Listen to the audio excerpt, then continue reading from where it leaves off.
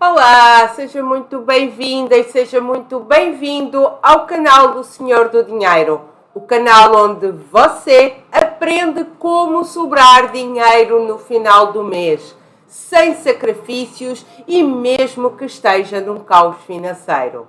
O meu nome é Anabela e hoje vamos falar dos principais erros que as pessoas cometem quando estão tentando sair do caos financeiro. Ou seja, neste caso em específico, quando estão tentando sair das dívidas. Bom, e antes de começarmos a falar especificamente de dívidas, vamos entender exatamente o que é isso de caos financeiro. Será que todas as pessoas estão num caos financeiro? Que pessoas é que estão? Têm consciência? Vamos então entender. Bom, existem 4 tipos de pessoas que podem estar num caos financeiro. A primeira são aquelas que estão inadimplentes, ou seja, elas tinham alguma dívida e já não estão assumindo qualquer compromisso financeiro. Tinham, por exemplo, um financiamento e não o conseguiram quitar na data correta. A maioria das pessoas, infelizmente, só toma consciência da sua situação financeira quando entra num processo de inadimplência. Essa é a situação mais grave. É aquela em que os bancos e os cartões começa toda a gente a ligar-nos e começam a mandar aquelas cartinhas. O segundo nível são as pessoas que têm dívidas, têm financiamentos, têm muitas parcelas lá no cartão de crédito e elas têm consciência do seu problema. Acontece normalmente quando o dinheiro cai na conta, mas depois todos os outros financiamentos e parcelas e fatura do cartão de crédito consome todo o nosso salário. Nessa situação, a pessoa está lá assumindo os seus compromissos, mas ela já tomou consciência que está num problema. Até porque se o salário cai lá e a pessoa fica sem dinheiro porque foi tudo absorvido pelas dívidas, então sim, a pessoa já tomou consciência. Ela sabe que uma parte, e infelizmente em algumas situações uma boa parte da sua renda já está comprometida. O terceiro nível, que é a pessoa que tem um pouquinho menos de consciência, são as pessoas que têm dívidas, financiamentos, mas não têm qualquer consciência do problema. As pessoas acreditam que a vida do adulto comum, que não nasceu rico, como eu, como você, é viver de financiamento em financiamento, de salário em salário, que é normal ter lá sempre muitas faturas, muitas parcelas. E então essas pessoas, apesar de não ser a situação mais grave, como a primeira em que ela está inadimplente, é uma situação de potencial risco muito grande, pois a pessoa ainda não tomou a consciência do problema. Ela acha normal uma parte do seu salário ser logo comprometida para pagar dívidas e coisas que já consumiu e algumas até que já nem funcionam, que já nem estão legais, que a pessoa já nem gosta. E finalmente, o quarto nível são as pessoas que não têm dívidas, não têm financiamentos, mas vivem ali um grande rolo, não fazem a mínima ideia como gastam, onde gastam, mas também não têm dívidas. Normalmente são pessoas muito jovens que ainda vivem na casa dos pais, então ainda não fizeram grandes dívidas, grandes financiamentos, talvez um cartão de crédito de loja, que tem lá umas roupinhas, mas não tem aquelas dívidas pesadas de casa, de carro e aqueles rolos ali de juros que as pessoas têm. Essa situação também é perigosa, pois a pessoa é jovem, está começando a evoluir na sua vida profissional e já está começando ali a fazer uns malabarismos financeiros. A pessoa ainda não fez dívidas, pelo menos significativas, mas também não se faz a mínima ideia onde gasta o dinheiro. Lá vai recebendo, lá vai gastando e a vida que segue. Então, estes 4 tipos de pessoas, a pessoa que está inadimplente, a pessoa que tem dívida e que está consciente que uma parte do seu salário é logo absorvida para essas dívidas, a pessoa que tem dívidas, mas não está consciente, pelo contrário, ela acha que é normal da vida adulta funcionar daquela forma, e a pessoa que ainda não tem dívidas, eventualmente porque é jovem, ainda vive ali com os pais, mas não tem qualquer controle financeiro. Esses são os tipos de pessoas que podemos afirmar que estão num caos financeiro. E o que eu queria hoje falar é exatamente do erro que as pessoas fazem quando estão com dívidas e tentam sair desse caos. Antes disso, eu queria explicar exatamente o conceito de dívidas. Eu preciso de explicar o conceito de dívidas e o papel dos bancos nessas dívidas antes de eu te enumerar os erros que as pessoas fazem e que são muito graves e que fazem com que as pessoas entrem ali numa bola de neve e que fica mais difícil sair dessa situação. Bom, uma dívida, naturalmente, é quando eu já gastei um dinheiro que eu ainda não ganhei. Se eu compro uma casa, um carro financiado, o banco está me emprestando dinheiro, eu pago a casa ou eu pago o carro, ou ao banco ou à financiadora. Reparem que eu já comprei a casa, apesar de ela ser propriedade do banco, do carro ser propriedade lá da financiadora, mas eu já estou usufruindo disso, mas eu ainda não ganhei esse dinheiro.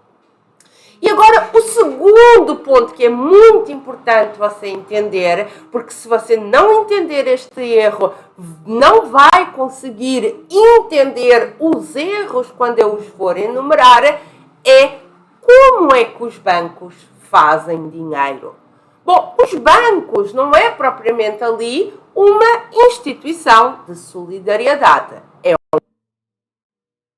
fins lucrativos que têm que gerar lucro para os seus acionistas, para além de pagar todas as despesas das agências, os salários, todo o sistema de informação, de segurança, tudo isso ainda tem que sobrar um lucro e que é para ser distribuído para os seus acionistas. E os lucros dos bancos brasileiros são dos maiores do mundo.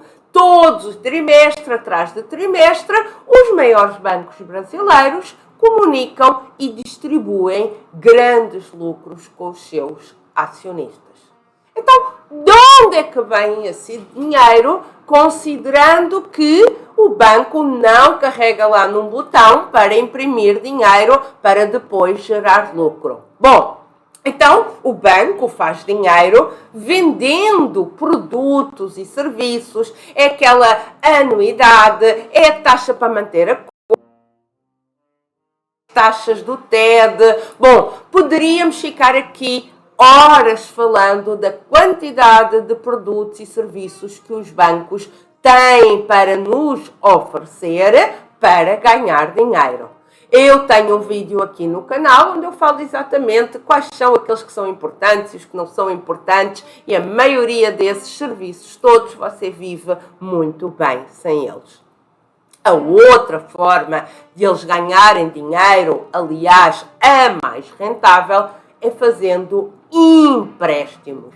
E como é que funciona esse empréstimo? O banco empresta dinheiro a uma pessoa e essa pessoa vai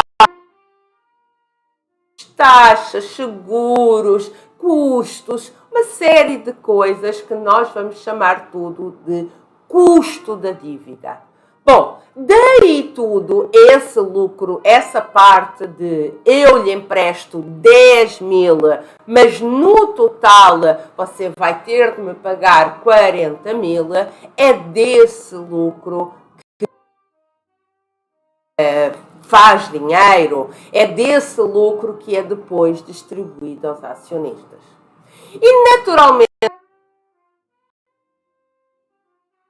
que tem que gerar lucro, não tem problema nenhum o banco fazer um lucro. Eu não são malvadões porque querem fazer lucro. Essa é a função de toda a empresa quando nasce, é fazer lucro. Então o banco é uma empresa, não é uma instituição de solidariedade e o objetivo dela é naturalmente. Não tem problema nenhum o banco querer fazer lucro. O problema é quando nós, pessoas comuns, não temos essa consciência que nós é que somos a fonte de lucro dos bancos. Não existe essa história de relacionamento, porque eu gosto muito de você, vamos manter o relacionamento. O que existe é lucro. Você é ou não é um cliente rentável para o banco. E as pessoas que têm lá o dinheiro parado são pessoas muito rentáveis para os bancos. As pessoas que fazem financiamentos, que fazem dívidas, que estão sempre ali pagando o mínimo do cartão de crédito, também são pessoas muito rentáveis para o banco. E o banco contrata gerente do banco, diz que é para manter um relacionamento, mas na verdade é um funcionário do banco, estando aqui no 1 para 1 com as pessoas que geram lucro. O gerente do banco não é nosso educador financeiro. O gerente do banco não é nosso conselheiro. Aliás, na maioria das vezes, ele entende menos de finanças e, se calhar, eu conheço muitos, está mais enrolado financeiramente do que, inclusive, você ou eu estava. Eles são funcionários do banco e eles não lhe vão ensinar a sobrar dinheiro e eles não estão nem aí para a sua situação. O funcionário do banco tem metas do banco e ele foi contratado para dar lucro. E por que é que eu estou explicando isto aqui antes de começar a enumerar os erros? Porque é importante que a gente entenda o conceito da dívida e é importante que a gente entenda o papel dos bancos na nossa vida comum de pessoas que fizeram ou fazem dívidas. Quando o banco diz que tem ali um financiamento pré-autorizado, não é porque nós somos bonzinhos, somos especiais. É exatamente porque o gerente do banco tem metas para vender isso, para gerar lucro para o banco. O gerente do banco não é educador financeiro. Ok, então entendemos o que é que são dívidas, entendemos que o papel do gerente do banco não é dar palmadinhas nas costas, mas sim bater as próprias metas para que a empresa que lhe paga o salário dele também bata as próprias metas para gerarem lucros, para distribuírem para os acionistas e que no meio disso tudo pessoas que estão desesperadas, que estão num caos financeiro, são utilizadas como mais fonte para gerar lucros ao banco. Bom, então, por que é importante nós termos uma metodologia para sair desse caos financeiro e vermos finalmente o dinheiro a sobrar? Quando você começa a trabalhar, logo das primeiras coisas que lhe dão é um cartão de crédito. Muitos deles até ainda do tempo da faculdade. Bom, gente jovem, gente cheia de sonhos e de desejos e sem qualquer educação financeira que não nos foi dada, as pessoas acabam por comprar coisas. E aí entramos aqui numa roda dos ratos. A gente trabalha, a gente ganha dinheiro, a gente paga contas e nunca sobra dinheiro. Porque nós vivemos aqui de salário em salário, sempre para pagar contas e nunca vemos o dinheiro sobrar. E aí, quando a gente se enrola ou quando surge algum imprevisto, de um dia para o outro, aquela situação que a gente vivia ali naquela roda de ratos, nós passamos a estar num caos financeiro e dentro do caos financeiro, rapidamente a gente vira endividado. E aí entramos numa situação de vergonha, porque a pessoa que tem dívida, uma pessoa honesta que ficou vítima do sistema, a pessoa isola-se mais, não tem coragem para ir falar ou desabafar com alguém mais próximo. Cara, que meio enrolada, eu estou com dívidas, como é que eu vou conseguir fazer isso? E depois, naturalmente, bate o desespero. Os sentimentos de uma pessoa que está com dívidas normalmente são muito solitários, de muita vergonha e acaba por começar a cometer esta sequência de erros que eu vou enumerar agora. O primeiro erro que as pessoas cometem logo quando se vêem num caos financeiro, em especial quando existem dívidas e em especial quando existe inadimplência, e essa inadimplência já vem com aquelas cartinhas e aqueles telefonemas de ameaça, o primeiro erro que as pessoas fazem é cortar despesas aleatórias. Parece que faz sentido. Você quer ver o dinheiro, tem que pagar aqueles juros, tem que pagar aquelas dívidas, tem que pagar as despesas do dia a dia e de repente você acha que cortando as despesas do dia a dia que você vai se livrar das dívidas mais facilmente. E esse é um erro comum. O primeiro erro é quando as pessoas se veem ali muito enroladas para pagar as dívidas e vou cortar todas as despesas. Bom, e porquê que é um erro? Por vários motivos. Primeiro, vamos aqui entender, e neste momento que estamos num caos financeiro, essa renda tem que ser dividida em duas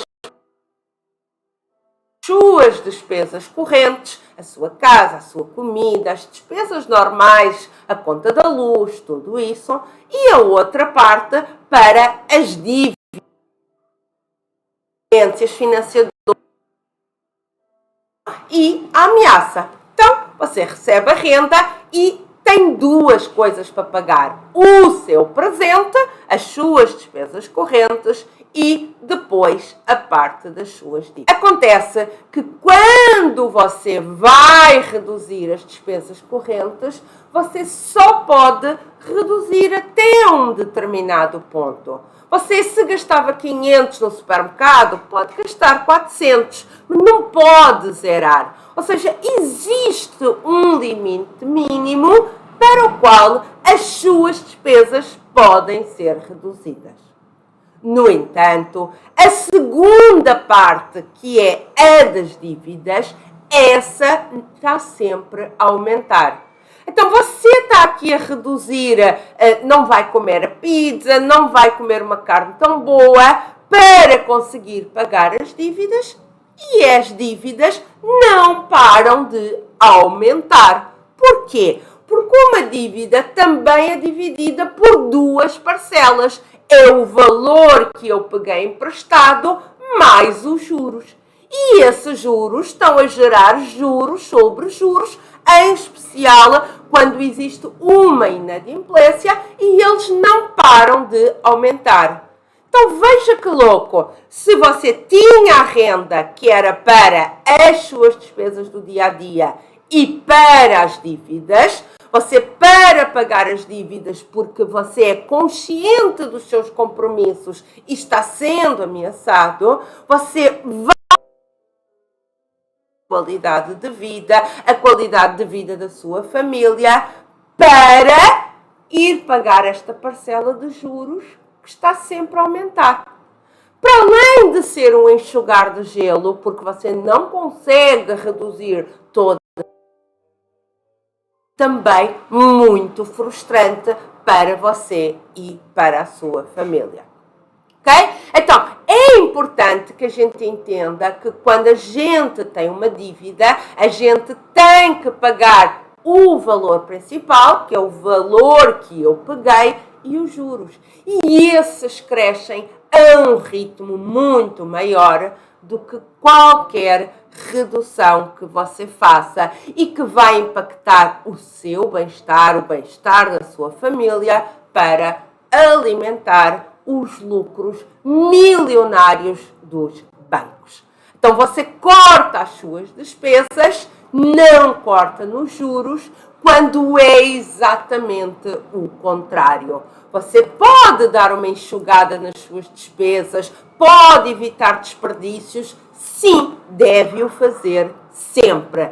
Mas quando você tem uma situação de dívidas, tem as despesas correntes e tem as dívidas, é parte das dívidas que você tem que parar. Elas têm que parar de crescer. E os juros precisam de parar de crescer. Não é cortando nas suas despesas que você vai conseguir resolver essa situação. Ou não é só cortando em despesas aleatórias, algumas que lhe trazem muito sacrifício para você e para a sua família, para ir pagar os juros dos juros dos juros, muitas vezes 4, 5, 10 vezes mais do que o valor que você pegou emprestado ao banco. Bom, segundo erro que eu vejo as pessoas que estão num caos financeiro e que estão a tentar pagar as dívidas e que eu vejo elas cometendo é deixar o salário no mesmo banco onde nós temos as dívidas. Ou seja, eu tenho aqui neste banco, eu tenho, por exemplo, o financiamento da casa, o financiamento do carro, o cartão de crédito, e quando cai lá o salário, eu nem o vejo, porque ele é logo absorvido por essas dívidas que já estão descontroladas. Porquê? Porque elas já estão ali a criar juros sobre juros. Então o que é que acontece? Quando cai lá o salário, o banco, todo feliz, pega na parte dele e não está nem preocupado se você tem dinheiro para pagar o seu aluguel ou se tem dinheiro para comer ou para a sua família comer. Então, você é que precisa de ter controle quando, quanto e como é que vai pagar. Não é assim que o seu salário lá cai que o banco fica com o controle do seu dinheiro. Nós temos que pagar as dívidas, sim, pessoas honestas que se enrolaram, que estão num caos financeiros, querem pagar as suas dívidas, mas a primeira coisa a fazer é serem elas a assumir o controle do seu dinheiro. Pois como é que você vai pagar algo que precisa de ser feito se você não tem qualquer controle sobre esse dinheiro? Eu tive uma vez um aluno que caiu-lhe o salário no dia 1 e no dia 1 ele mandou uma mensagem a dizer: Anabela, eu não tenho nem 50 reais para ir trabalhar. Então, se ele não tinha dinheiro para ir trabalhar, então isso já estava comprometendo depois a renda do outro mês. Então, quando a gente tem um banco onde está a situação fora de controle, você precisa de apartar o seu salário para ser você a ter total controle quando, como e de que forma é que você vai pagar. Não deixe aquele banco que já está lá meio enrolado, precisa de fazer uma portabilidade de salário. E sim, você o consegue fazer, os bancos são obrigados, não caia na conversinha de o gerente a dizer porque você vai perder uma vantagem. Não, se você pode até perder uma vantagem, que eu não sei qual é, mas que seguramente essa vantagem não é tão importante como você perder o controle do seu dinheiro, perder o controle das suas despesas do presente e conseguir sair desse caos financeiro, sendo você a gerenciar a forma de pagar a dívida. O terceiro erro, e eles estão um pouquinho aqui por ordem, porque na maioria das vezes as pessoas fazem estes erros em sequência. Reparem, no caso anterior eu disse que o erro era deixar o salário na conta onde a gente tinha muitas dívidas, no mesmo banco. Bom, e quando as pessoas não fazem isso, passam para o terceiro erro, que é o seguinte: ok, eu tinha aqui neste banco, nesta conta, algumas dívidas, caiu lá o salário, não ficou lá nada, nem para pagar aluguel, nem para pagar nenhuma despesa. Então, o que é que as pessoas fazem? As pessoas vão procurar mais dinheiro para sobreviverem naquele mês, na esperança de que o próximo mês seja melhor, mas não vai ser por causa dos juros sobre juros. A situação já ficou completamente controlada. Então, o banco tirou o seu dinheiro e você precisa de pegar outro empréstimo para comer, para pagar o aluguel. Por isso é que eu disse que é muito importante que seja você a controlar o seu dinheiro e as despesas do presente. Caso contrário, no presente você vai pagar as dívidas do passado, mas você já está fazendo dívidas para o futuro, pois você precisa de comer e precisa de pagar o aluguel. Eu sei que é assustador, mas se você não cometer o erro 2, então você vai ficar com o controle do seu dinheiro e você vai ver que vai ver o dinheiro a sobrar para pagar exatamente essas dívidas.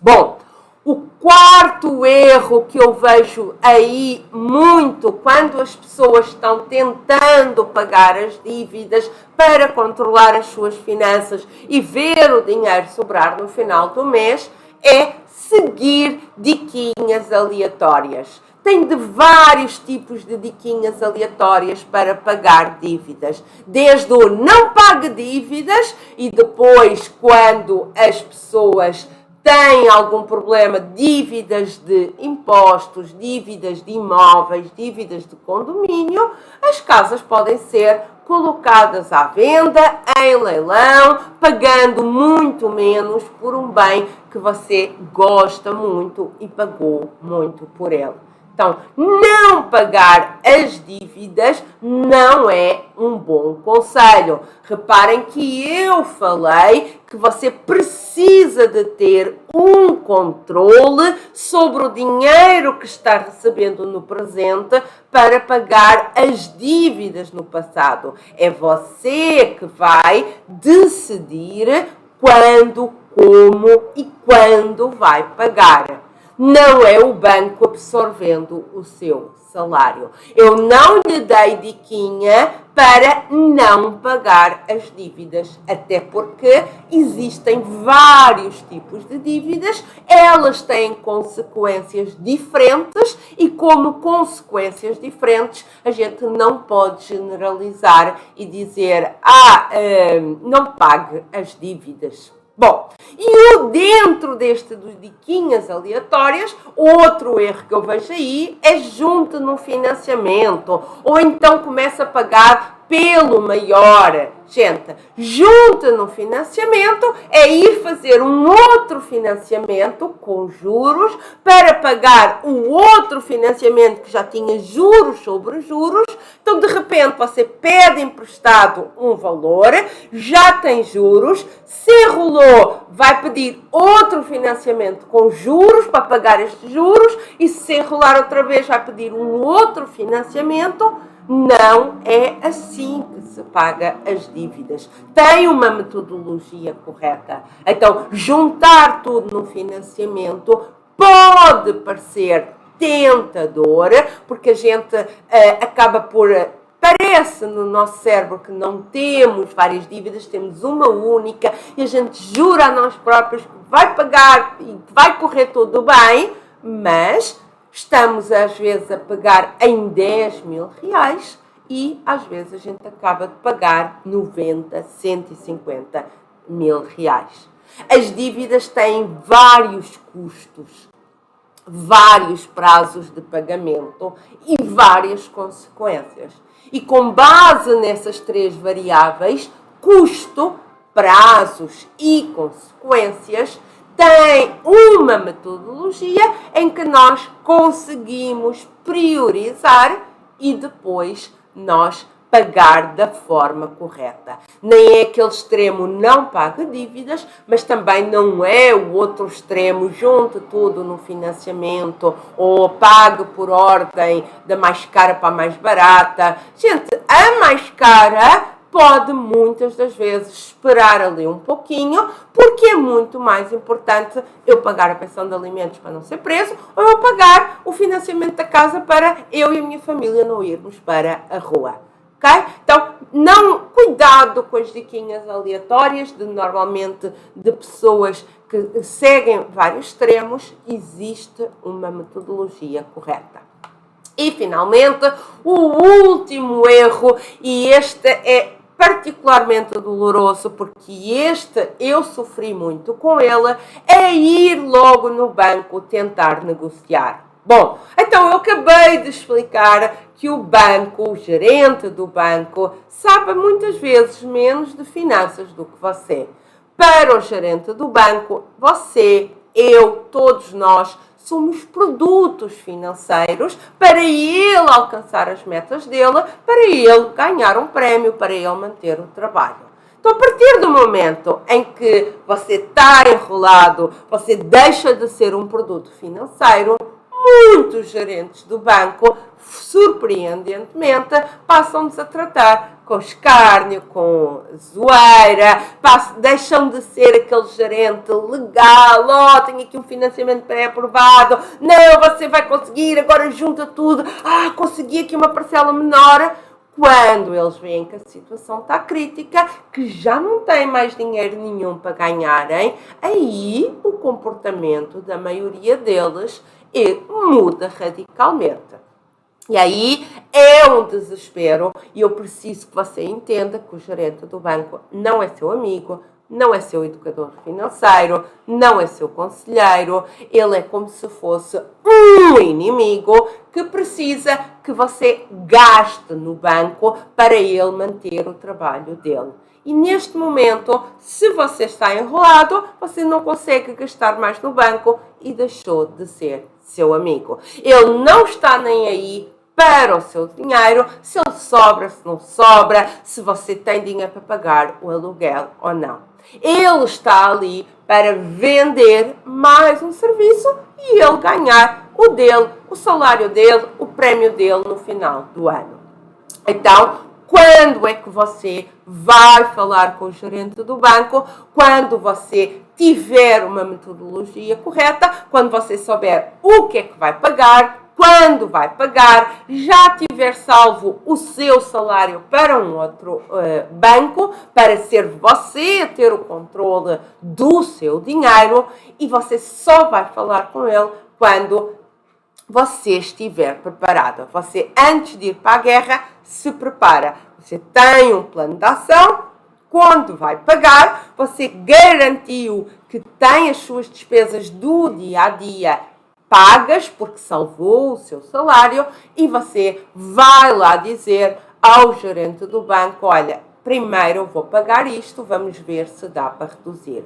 Porque pensa para mim, se você tem lá uma conta no banco e o salário está lá caindo e eles estão tirando todas as parcelas que têm que tirar, você está cumprindo, então ele não está nem aí se você está comendo ou não está, se está sobrando ou não está sobrando dinheiro. O que ele quer é que continue ali a alimentar os juros sobre os juros.